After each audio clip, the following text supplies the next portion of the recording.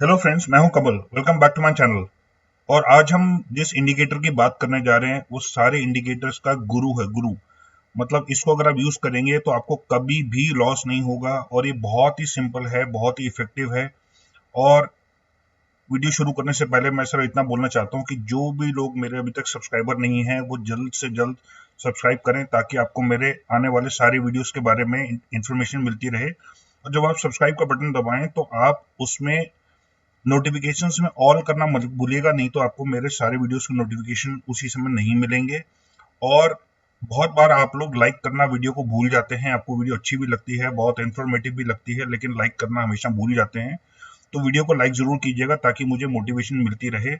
और सबसे अच्छी बात यह है कि मैंने अपना टेलीग्राम चैनल, जैसे आप सब लोगों को पता होगा, शुरू कर दिया है। तो मेरे टेलीग्राम चैनल का लिंक और मेरा ईमेल आईडी दोनों ही डिस्क्रिप्शन में दिए हुए हैं। तो जो लोग मेरा टेलीग्राम चैनल का मेंबर बनना चाहते हैं वो उस लिंक के थ्रू बन सकते हैं। This Telegram channel is totally free of cost, तो उसको आप ज्वाइन कर सकते हैं ताकि आपको मेरे जो सजेशंस हैं फॉर इंट्राडे और डिलीवरी वो मिलते रहें। और कोई आपको कमेंट्स के अलावा कुछ और पूछना है, कुछ सजेशन देने हैं, तो इसके लिए आप मेरे ईमेल आईडी पर भी भेज सकते हैं। तो जल्दी से वीडियो को शुरू करते हैं। तो बस बहुत जल्दी से आपको मैं इसका बेसिक्स बता दूं ताकि आपको समझने में आसानी हो। तो सबसे पहले बात करते हैं कंपोनेंट्स की कि इचिमोकू क्लाउड के कंपोनेंट्स क्या क्या होते हैं। तो सबसे पहला होता है बेस लाइन। ये होती है रेड कलर की। और ये जो 26 पीरियड इसलिए बोल रहा हूँ क्योंकि जो टाइम फ्रेम आप सेलेक्ट करेंगे, 5 मिनट का चार्ट या 15 मिनट का चार्ट, 1 घंटे का चार्ट या डेली का चार्ट, तो 26 कैंडल्स उस टाइम पीरियड की, उसका हाई और लो जो है, उसका मिड पॉइंट जो होता है उसको बेस लाइन बोला जाता है। और ये कन्वर्जन लाइन से थोड़ा सा धीमा होता है, तो ये थोड़ा स्लो चलता है। उसके बाद नेक्स्ट आती है कन्वर्जन लाइन। ये जो कन्वर्जन लाइन की बात किया हो रही थी ऊपर, वो ये कन्वर्जन लाइन है। ये जो लाइन होती है ब्लू कलर की होती है और ये डिनोट करती है पिछले 9 टाइम फ्रेम्स का। यानी कि जो भी आप कैंडल टाइम फ्रेम यूज कर रहे हैं, चाहे डेली यूज कर रहे हैं या 1 आवर चार्ट यूज कर रहे हैं, 15 मिनट चार्ट यूज कर रहे हैं, तो उसके पिछले 9 कैंडल्स का हाई और लो का जो रेंज होता है उसका मिड पॉइंट होता है। और ये इस बेस लाइन से थोड़ा फास्ट मूव करता है। तो जब ये ऊपर जाएगा या नीचे जाएगा, वहीं से ट्रेंड डिसाइड होता है। नेक्स्ट है लैगिंग स्पैन। ये लैगिंग स्पैन जो है ये ग्रीन लाइन से डिनोट होता है और ये पिछले 26 जो कैंडल्स हैं उसी टाइम पीरियड के, उससे बनती है ये। और ये थोड़ा लैगिंग इंडिकेटर है, लेकिन इसका भी बहुत इंपॉर्टेंट रोल है। और लास्ट जो कंपोनेंट है वो है क्लाउड। उसमें दो लाइंस होती हैं, span A and span B. और ये आपको फ्यूचर बताती हैं। तो फ्यूचर में क्या ट्रेंड आने वाला है ये पहले से ही आपको इंडिकेट कर देती हैं। वो मैं सारा एग्जांपल के साथ जब आपको समझाऊंगा तो आपको पूरा क्लियर हो जाएगा, कोई डाउट नहीं रहेगा। अब यूज कैसे करते हैं इचिमोकू क्लाउड? तो दो तरीके हैं इचिमोकू क्लाउड से ट्रेंड को आइडेंटिफाई करने के। तो पहला ये है कि जब प्राइसेस प्लॉट होंगे क्लाउड में, तो एक क्लाउड बना हुआ आपको दिखेगा। उसमें जब प्राइसेस ऊपर होंगे क्लाउड के तो ट्रेंड ऊपर का होगा, जब प्राइसेस नीचे होंगे क्लाउड के तो जो ट्रेंड है वो नीचे का होगा। अब सेकंड जो तरीका है वो ये है कि जो आपको मैंने बताया था स्पैन ए और स्पैन बी। तो span A is a fast line और span B is a slow line. तो जब भी स्पैन जो फास्ट लाइन है वो स्पैन बी के ऊपर होती है तो उससे ग्रीन क्लाउड बनता है। ग्रीन क्लाउड का मतलब है कि it is a bullish pattern. और सिमिलरली जब वो लाइन स्पैन ए जो है जब स्पैन बी लाइन के नीचे चली जाती है तो ग्रेड क्लाउड बन जाता है, तो that means it is a bearish pattern.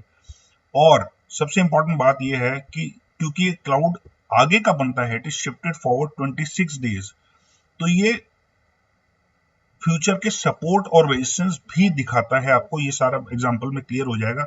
मैंने इसीलिए एक से दो एग्जांपल लिए हैं ताकि आपको दोनों में अलग अलग तरीके से बता सकूं। और लास्ट पॉइंट ये है कि सबसे बेस्ट इंडिकेटर क्यों है? क्योंकि एक तो ये प्राइस एक्शन कैप्चर करता है कंप्लीटली। दूसरा ये आगे का फ्यूचर और सपोर्ट का रेजिस्टेंस भी देता है आपको। क्या सपोर्ट है क्या रेजिस्टेंस है, उसी के हिसाब से जो ट्रेंड्स है वो चेंज होते रहते हैं। सपोर्ट के बाद प्राइस ऊपर जाता है, रेजिस्टेंस के बाद प्राइस नीचे आता है। तीसरा है बहुत ही आसान है, एक बार आपको बेसिक समझ में आ जाए कैसे उसको देखना है, कैसे इंटरप्रेट करना है, उसके बाद तो आपको सोचने की भी जरूरत नहीं पड़ेगी, इमीडिएटली आपको ट्रेंड समझ में आ जाएगा। और सबसे इंपॉर्टेंट बात यह है कि ये मल्टीपल कंफर्मेशन देता है। तो जैसे हम अपने पिछले वीडियोस में बात करते आए थे कि हम अलग अलग इंडिकेटर्स को भी यूज करते हैं ताकि हमें कंफर्म पैटर्न मिल जाए, उसमें कोई डाउट ना रहे।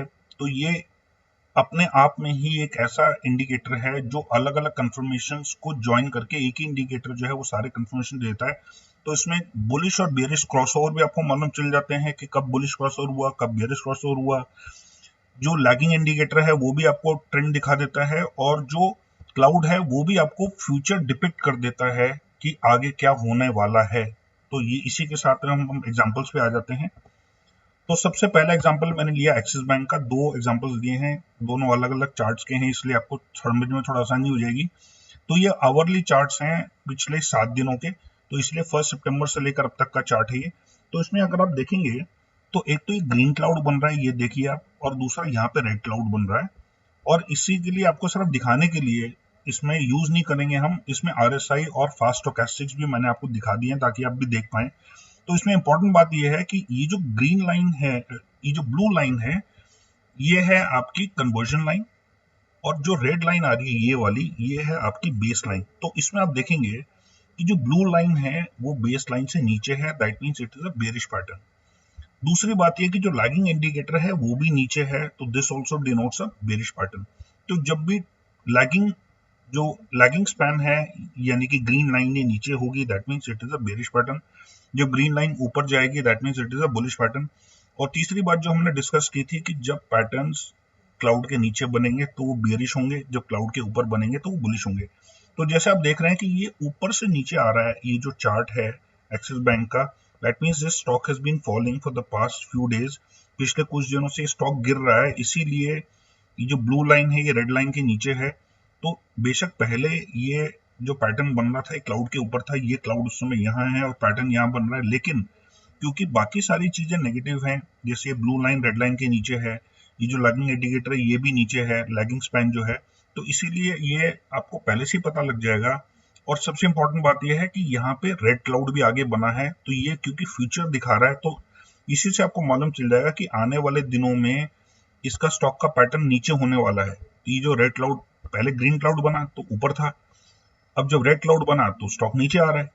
तो तीनों चीजें इसमें नीचे थी, ब्लू लाइन नीचे थी रेड लाइन से, जो ग्रीन लैगिंग स्पैन है वो भी नीचे है, और रेड क्लाउड बन रहा है, तो उसमें कोई डाउट की बात ही नहीं है कि स्टॉक नीचे जाता रहेगा। और जैसे आप देख रहे हैं अभी तक कंटिन्यूसली पिछले 7 दिनों से इसका पैटर्न नेगेटिव ही बन रहा है। यहाँ बेशक थोड़ा सा ऊपर गया भी था, लेकिन क्योंकि लाइन क्रॉस ओवर नहीं हुई इसलिए कोई डाउट ही नहीं था कि ये नीचे ही रहेगा। अब बात करते हैं नेक्स्ट स्टॉक की। नेक्स्ट स्टॉक मैंने JSW का उठाया है, दो स्टॉक इसलिए उठाए थे ताकि आपको दोनों में क्लैरिटी दिखा दूं। अब ये स्टॉक थोड़ा सा ट्रिकी है, वो इसलिए क्योंकि इसमें ऊपर भी स्टॉक जा रहा है, नीचे भी जा रहा है, और इसमें आपको समझने में और आसानी होगी। अब ये देखिए, इसमें इंपॉर्टेंट बात ये है कि सबसे पहले तो ये नीचे से शुरू हुआ और ये ग्रीन क्लाउड के धीरे धीरे धीरे ऊपर जाता रहा, कंटिन्यूसली नए हाइज बनाता रहा और ये क्लाउड के ऊपर चला गया। दूसरी बात ये है कि जो ग्रीन लाइन थी यानी कि लैगिंग स्पैन वो भी ऊपर थी, यानी कि इन कैंडल्स से ऊपर थी। और तीसरी बात ये कि जो ब्लू लाइन है वो भी कंटिन्यूसली ऊपर जा रही थी। जो रेड लाइन है ये फ्लैट थी और ब्लू लाइन जो है वो ऊपर जा रही थी, that means it is a bullish pattern.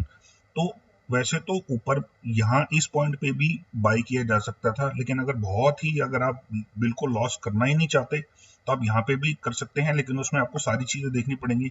सबसे पहले तो ये क्लाउड में ऊपर ऊपर जा रहा है, तो क्लाउड के नीचे नहीं बनना चाहिए पैटर्न, क्लाउड के ऊपर जैसे जैसे जा रहा है, रोज एक नया हाई, मतलब हर 8 घंटे एक नया हाई बना रहा था। ये भी 60 मिनट का आप देख सकते हैं कि आवरली चार्ट है, 60 मिनट ऊपर लिखा भी हुआ है, तो हर घंटे ये ऊपर ऊपर जा रहा था। दूसरा जो लैगिंग स्पैन है वो भी ऊपर था, और तीसरा जो ब्लू लाइन थी वो भी कंटिन्यूसली ऊपर जा रही थी। तो यहाँ पे जैसे इसने क्रॉस किया यहाँ पे बाई किया जा सकता था। अब यहाँ पे आप देखिए, इसके बाद में ये लाइन जो है, ये ग्रीन लाइन, ये क्रॉस होके पहले इसने ब्लू लाइन के नीचे क्लोज होना शुरू हुआ, उसके बाद ये ग्रीन लाइन को भी क्रॉस कर गई।